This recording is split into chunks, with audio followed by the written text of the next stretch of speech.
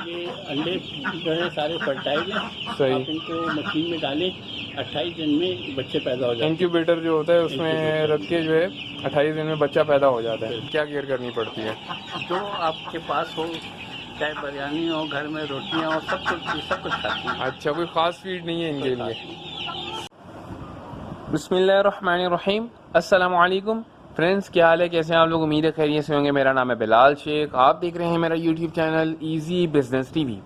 दोस्तों, आज का बिजनेस आइडिया जो मैं आपके साथ शेयर करने जा रहा हूं वो तो अमूमी तौर पे हमारी आंखों से ओझल हुआ है या हमारा ध्यान उस तरफ आता नहीं है। मैं बात कर रहा हूं डक फार्मिंग के कारोबार की। जी दोस्तों, इसके लिए हमने विजिट किया है एक डक फार्म, एक मॉडल डक फार्म जो एक घर में बनाया गया है, और वो अंकल जो हैं बहुत अच्छी इनकम इसे जनरेट कर रहे हैं, और उन्होंने हमें थोड़ा सा गाइड भी किया है जिसको मैं आपको आगे दिखाऊंगा वीडियो में। फ्रेंड्स, डक फार्मिंग का कारोबार इसलिए ज़्यादा नफ़े बख्श है, सबसे बड़ी इसकी तो वजह है वो तो ये है कि इनमें इम्यून सिस्टम इनका ज़्यादा पावरफुल होता है, जिसकी वजह से इनको वैक्सीनेशन की इतनी ज़रूरत नहीं होती, ना ये इतनी बीमार होती हैं, और ना इनका डेथ रेशो इतना है जितना कि मुर्गियों का होता है। लेकिन इसके अलावा जो कुछ मेन पॉइंट्स हैं वो मैं बता देता हूँ आपको। पहला पॉइंट तो जहन में ये रखिए कि बतखें जो हैं वो मुर्गियों की निस्बत 40 से 50 अंडे ज़्यादा देती हैं, यानी कि 300 अंडे सालाना और 1000 अंडे देती हैं वो अपनी पूरी ज़िंदगी में। दूसरी बात यह है कि बत्तख के अंडे मुर्गी के अंडों से 15 से 20 ग्राम ज़्यादा होते हैं बतखें मुर्गियों। और तीसरी बात यह है कि बतखें मुर्गियों की निस्बत कम तवज्जो तलब हैं, इनको उतना फोकस नहीं आपको करना पड़ता जितना कि आपको मुर्गियों को करना पड़ता है। जैसे कि कोई बीमारी ना आ जाए या उनकी खुराक के अंदर हमने जो है उनको एक मखसूस फीड देनी है, तो बतखों में ऐसा नहीं करना पड़ता। बतखें ये है कि घास फूस भी खा लेंगी, घर की बनी हुई बिरयानी, रोटी, चावल, चिकन सब कुछ खा जाती हैं, और खाती ज़्यादा हैं। ये चीज़ ध्यान में रखो आप कि बतखें जो है खाती ना अच्छा खासा हैं।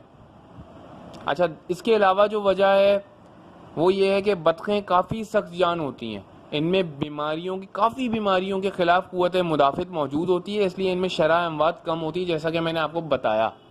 अच्छा, एक चीज़ है कि बतखों के जो बच्चे हैं, बिलखुसूस नर मुर्गे, चूज़ों के मुकाबले में जल्द नशोनुमा पाकर ज़्यादा वज़न हासिल कर लेते हैं। यानी कि बतखों के जो बच्चे हैं ना वो ज़्यादा वेट गेन कर लेते हैं बनिस्बत मुर्गियों के जो चूज़े होते हैं उनसे ज़्यादा वेट गेन करते हैं बतखों के बच्चे। अच्छा, एक चीज़ है कि दरिया के किनारे, बाज़ ये उन लोगों के लिए बात कर रहा हूँ जो गांव देहात वगैरह की तरफ रहते हैं, और दरियाओं के किनारे जहाँ नशेबी इलाके हैं या जहाँ दलदली इलाके हैं, वहाँ जहाँ मुर्गियाँ या दूसरे जानवर परवरिश नहीं पा सकते हैं ना, वहाँ ये बतखें परवरिश आराम से पा लेती हैं, और बतखें जो है वो 3 से 4 साल तक अंडे देती रहती हैं।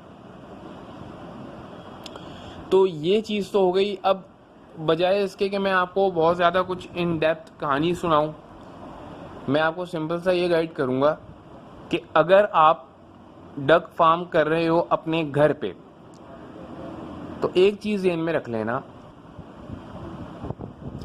एक चीज़ मैं लाइव स्टॉक का काम करने वाले अपने दोस्तों को कहता हूं कि लाइव स्टॉक का काम वो ऐसा वाहिद काम है जिसमें 100% लॉस का चांस हर वक्त मौजूद रहता है। तो मेरे दोस्तों, ज़हन में ये रखो कि इसमें लॉस भी मुमकिन है, हर चीज़ हरी हरी नहीं है, कुछ इसके अंदर लॉस के भी चांसेस हैं। लेकिन फ्रेंड्स, इंशाअल्लाह ताला लॉस का सिर्फ मैं आपको बता रहा हूँ ज़हन में रखने के तक की हद तक कि हो सकता है। इसीलिए मैं आपको ये भी गाइड करता हूँ कि यार, लाइव स्टॉक के कारोबार अगर आप कर रहे हो ना, तो इसको मेन बिजनेस अपना कभी भी नहीं बनाना। आपने हमेशा इसको एक साइड बिजनेस बनाना है। मेन बिजनेस जो आप कर रहे हो ना वो आप करते रहो, लेकिन इस बिजनेस को जो स्पेशली लाइव स्टॉक है ना उसको अलग रखना, इस पर डिपेंडेंट नहीं होना। इस पर ये नहीं करना कि ये चीज़ सेल होगी तो मेरे घर का गुजारा होगा, नहीं। ऐसा करोगे तो अपने लिए आप खुद मसाइल खुद जन्म दे दोगे। तो बेहतर ये है कि लाइव स्टॉक के बिजनेस को साइड में लेकर चलो। डक फार्मिंग का जो बिजनेस है बेहतरीन बिजनेस है, उसकी मैंने आपको वजूहात बता दी हैं, और एक जगह मैंने विजिट भी किया है, एक मॉडल फार्म, वो मैं आपको ज़रूर आगे दिखाऊंगा। तो उसको आप देखिए और अंदाज़ा लगाइए कि हम किस तरह अपने घर की छत पे या घर के बाहर सहन के अंदर, या अगर हमारे पास हमारा घर बड़ा है गार्डन के अंदर, या अगर मेरे वो दोस्त जो गांव देहातों में देख रहे हैं तो गांव देहातों के अंदर भी हम इसका काम कर सकते हैं। और अगर बड़े लेवल के ऊपर हम जाना चाह रहे हैं तो इसकी प्रॉपर वे में एक फार्मिंग कर सकते हैं।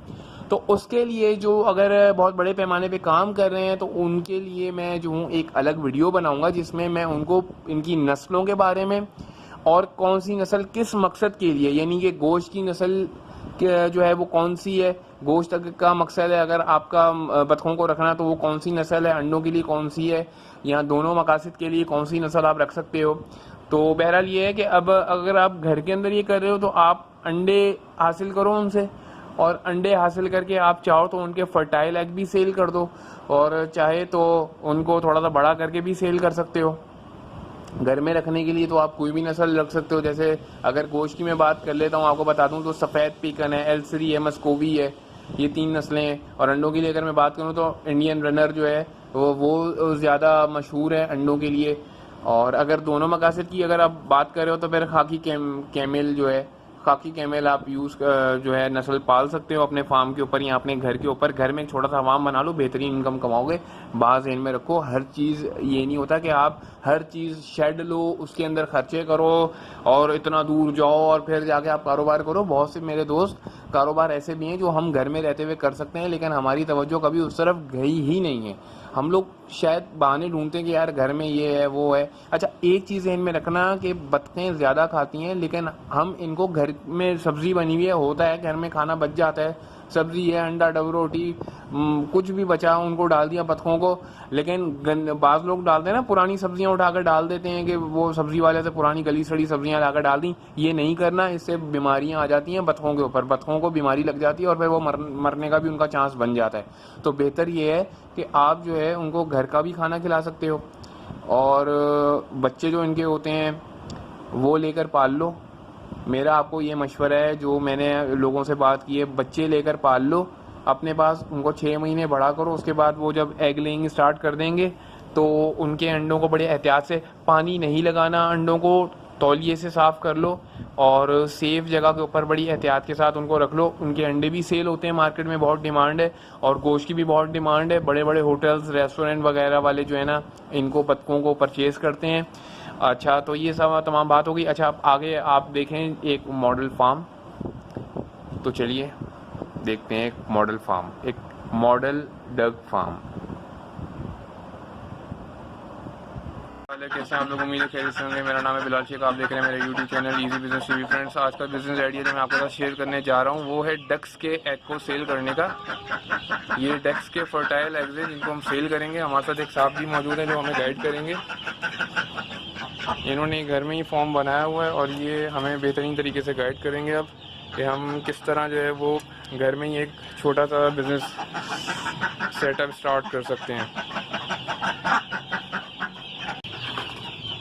ये डक्स के फर्टाइल एग हैं और ये हमारे साथ मौजूद हैं। साहब हमें बताएंगे कि ये किस तरह जो है ये बिज़नेस किया जा सकता है। ये जैसा कि आप डक्स के एग देख रहे हैं। अस्सलाम वालेकुम सर। जी सर, थोड़ा सा बताइएगा, ये डक्स आपने छोटी ली थी या बड़ी ली थी, डायरेक्टली बड़ी ली थी? इसमें 2 मैंने बड़े नहीं बच्चे दिए थे। सही, बड़े हो गए। अब ये बात नहीं हुई कि बच्चे हैं।